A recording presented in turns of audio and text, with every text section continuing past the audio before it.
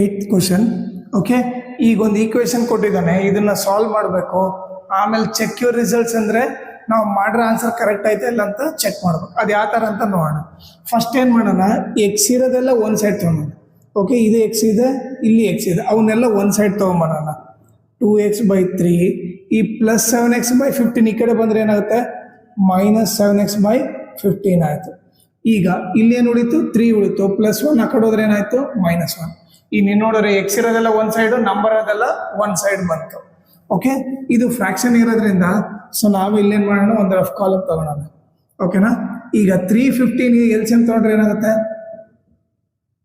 3 1 3, 3 5 15 ಆಯಿತು. So LCM ಏನಾಗುತ್ತೆ, ಹೊರಗಡೆ ಇರೋ ನಂಬರ್ ಎಲ್ಲ ಮಲ್ಟಿಪ್ಲೈ ಮಾಡಿರಿ. 3 × 1 × 5, 3 1 3, 3 5 15. ಈಗ ಒಂದು ದೊಡ್ಡ ಲೈನ್ ಹಾಕಿ ಆ ಎಲ್ಸಿಎಂ ವ್ಯಾಲ್ಯೂ ಇಲ್ಲಿ ಬರೆಯೋಣ. ಎಷ್ಟು, 15 = ಇಲ್ಲಿ 3ನೇ 1 ಹೋದ್ರೆ ಏನಾಯ್ತು, 2 ಆಯ್ತು. ಈಗ ಇಲ್ಲಿರೋ ಫಸ್ಟ್ ನಂಬರ್ ತಗೊಳ್ರಿ, 2x/3, ಅದನ್ನ ಎಲ್ಸಿಎಂ ಇಂದ ಮಲ್ಟಿಪ್ಲೈ ಮಾಡಿ. 3 1 3, 5 5 2 ಏನಾಯ್ತು, 10x ಆಯಿತು. ಸೊ ಇಲ್ಲೇನು ಬರಿತೀನಿ ನಾನು, 10x ಅಂತ ಬರ್ತೀನಿ. ಇಲ್ಲಿ ಮೈನಸ್ ಇದೆ, ಮೈನಸ್ ಬರ್ದೆ.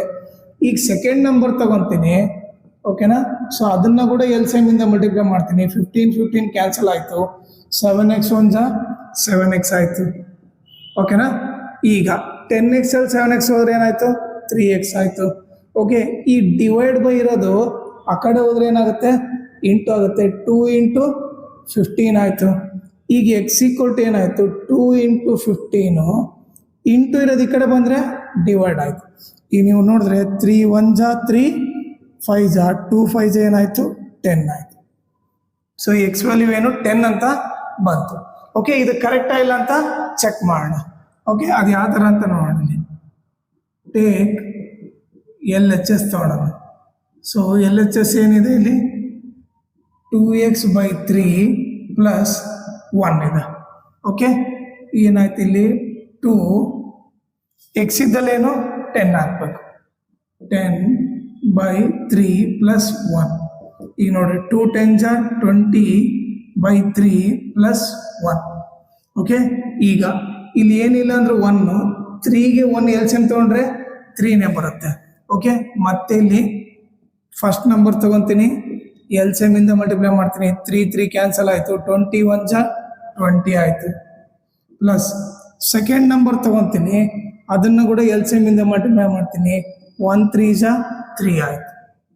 ಓಕೆ, ಇದಿಷ್ಟು ಬಂತು, 23/3 ಬಂತು. ಇದು ಬಂದು LHS. ಇದನ್ನ ಈಕ್ವೇಶನ್ 1 ಅಂತೀನಿ. ಈಗ ನೆಕ್ಸ್ಟ್ ಏನು ಮಾಡ್ತೀನಿ, ಈಗ RHS ತಗೊತೀನಿ. ಟೇಕ್ RHS ತಗೊತೀನಿ. ಸೊ RHS ಏನಿದೆ, RHS ಬಂದ್ಬಿಟ್ಟು 7x/15 + 3 ಇದೆ. ಈಗ ನೀವು ನೋಡಿದ್ರೆ 7 ಎಕ್ಸ್ ಇದ್ದಲ್ಲಿ ಏನು ಹಾಕಬೇಕು, 10 ಹಾಕಬೇಕು. 10/15 + 3. ಓಕೆ, ಈಗ ಇಲ್ಲಿ ನೋಡಿದ್ರೆ ಕ್ಯಾನ್ಸಲ್ ಆಗುತ್ತಾ, 5 2 5 3 ಕ್ಯಾನ್ಸಲ್ ಆಗುತ್ತೆ. ಅವಾಗ ಏನಾಯಿತು, 7 2 14/3 + 3 ಆಯಿತು. ಓಕೆನಾ, ಸೊ ಈಗ ಇಲ್ಲಿ ಏನೂ ಇಲ್ಲ ಅಂದರೆ 1, 3ಗೆ 1ಗೆ ಎಲ್ಸಿಎಂ ತೊಗೊಂಡ್ರೆ ಏನಾಗುತ್ತೆ. ಓಕೆ, ನಾನೇನು ಮಾಡ್ತೀನಿ, ಇಲ್ಲಿ ಸಾಲ್ವ್ ಮಾಡ್ತೀನಿ. ಓಕೆ, 3ಗೆ 1ಗೆ ಎಲ್ಸಿಎಂ ತೊಗೊಂಡ್ರೆ ಏನಾಗುತ್ತೆ, 3 ಆಗುತ್ತೆ. ಓಕೆ, ಮತ್ತೆ ಇಲ್ಲಿ ರಫ್ ಕಾಲಮಲ್ಲಿ ಬರಿತೀನಿ.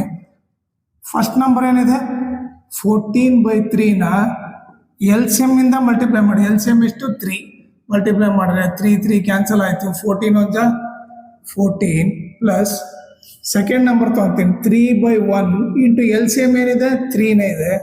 3 3 ಎಷ್ಟಾಯಿತು, 9 ಆಯಿತು.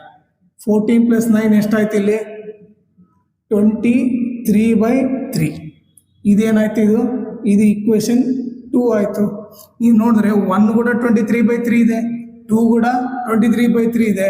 ಸೊ ಏನು ಬರಿಬೋದು, ಫ್ರಮ್ 1 and 2 LHS = RHS ಅಂತ ಬರಿತೀವಿ. ಅದರ ಅರ್ಥ ಏನು, ನಾವು ಮಾಡಿರೋ ಆನ್ಸರ್ ಏನಿದೆ ಕರೆಕ್ಟ್ ಇದೆ ಅಂತ.